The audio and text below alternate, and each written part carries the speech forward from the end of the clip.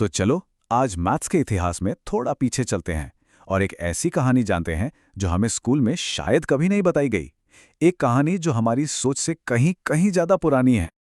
अच्छा, ये इक्वेशन तो सबको याद होगी है ना। a² + b² + c²। जैसे ही इसे देखते हैं दिमाग में सबसे पहला नाम किसका आता है? हाँ बिल्कुल, पाइथागोरस, है ना। हम सबने यही पढ़ा है, सालों से हमारी किताबों में यही नाम लिखा है। लेकिन क्या हो अगर ये कहानी उतनी सीधी न हो?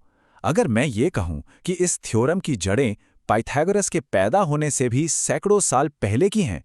चलिए आज इसी राज से पर्दा उठाते हैं। तो कहानी शुरू होती है एक प्राचीन भारतीय जीनियस से, एक ऋषि, एक गणितज्ञ, नाम है बोधायन।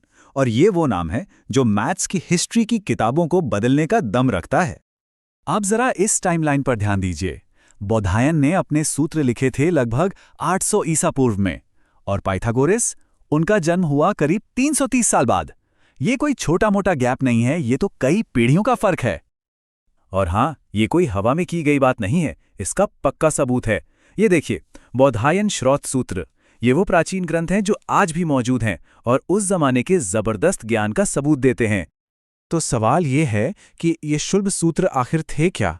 देखिए, संस्कृत में शुल्ब का मतलब होता है रस्सी। तो ये असल में ज्योमेट्री की रूल बुक्स थीं। और इन्हें क्यों लिखा गया था? ताकि यज्ञ की वेदियों को, यानी जो हवन कुंड होते हैं, उन्हें एकदम सटीक नाप जोक के साथ बनाया जा सके। और ये समझना बहुत ज़रूरी है कि ये मैथ्स सिर्फ थ्योरी के लिए नहीं था। इसका एक बहुत ही प्रैक्टिकल और कह सकते हैं कि एक पवित्र मकसद था। बोधायन सिर्फ एक पुजारी नहीं थे, वो एक माहिर क्राफ्ट्समैन, एक शिल्पकार भी थे। तो उनके लिए ज्योमेट्री कोई दिमागी कसरत नहीं थी, ये तो एक पवित्र काम था। एक तरीका था ये पक्का करने का कि सारे धार्मिक अनुष्ठान एकदम परफेक्ट साइज और शेप की वेदियों पर हों। और इन्हीं सूत्रों में हमें मिलती है वो फेमस थ्योरम। जरा सुनिए उन्होंने इसे कैसे लिखा है। वो इसे ए, बी, सी जैसे अक्षरों में नहीं, बल्कि असली शेप्स और उनके एरिया के हिसाब से समझाते हैं। अब देखिए, ये उनके प्राचीन शब्द हैं और ये है वो इक्वेशन जो हम सब जानते हैं। कनेक्शन एकदम साफ है ना? प्रिंसिपल बिल्कुल वही है, बस उसे कहने का, लिखने का तरीका थोड़ा अलग था। लेकिन रुकिए, बोधायन का कमाल सिर्फ यहीं तक नहीं था। अरे नहीं, उन्होंने एक और भी मुश्किल मैथमेटिकल पजल को सॉल्व किया था। उन्होंने स्क्वायर रूट ऑफ 2 यानी √2 की वैल्यू निकालने का एक तरीका बताया। अब ये एक इर्रेशनल नंबर है, मतलब एक ऐसा नंबर जिसका डेसिमल कभी खत्म ही नहीं होता। सोचिए उस जमाने में ये कितनी बड़ी पहेली रही होगी। और उन्होंने इसका जवाब कोई तुक्का मारकर नहीं दिया, नहीं, बल्कि एक पूरा स्टेप बाय स्टेप मेथड बताया। हाँ, सुनने में थोड़ा कॉम्प्लिकेटेड लग सकता है, पर यह उस समय के हिसाब से एक इनक्रेडिबली एडवांस तरीका था। उनकी मेथड को ऐसे सिंपल स्टेप्स में देख सकते हैं। पहले एक लो, फिर उसमें 1/3 जोड़ो, फिर उसका 1/4 और ऐसे ही आगे। ये सिर्फ कोई अंदाजा नहीं था, ये एक प्रॉपर सिस्टमैटिक एल्गोरिथम था।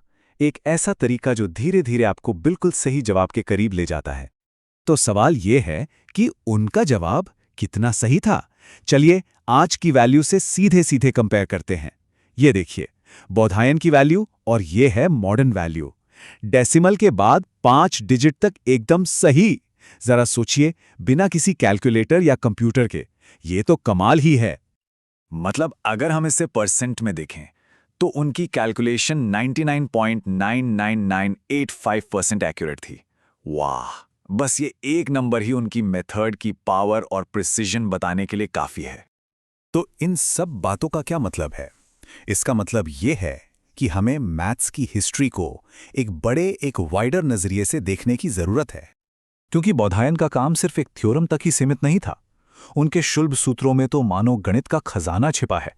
पाई के वैल्यू का एक शुरुआती अंदाजा, एक जैसे एरिया के सर्कल और स्क्वायर बनाने के तरीके, और भी बहुत कुछ।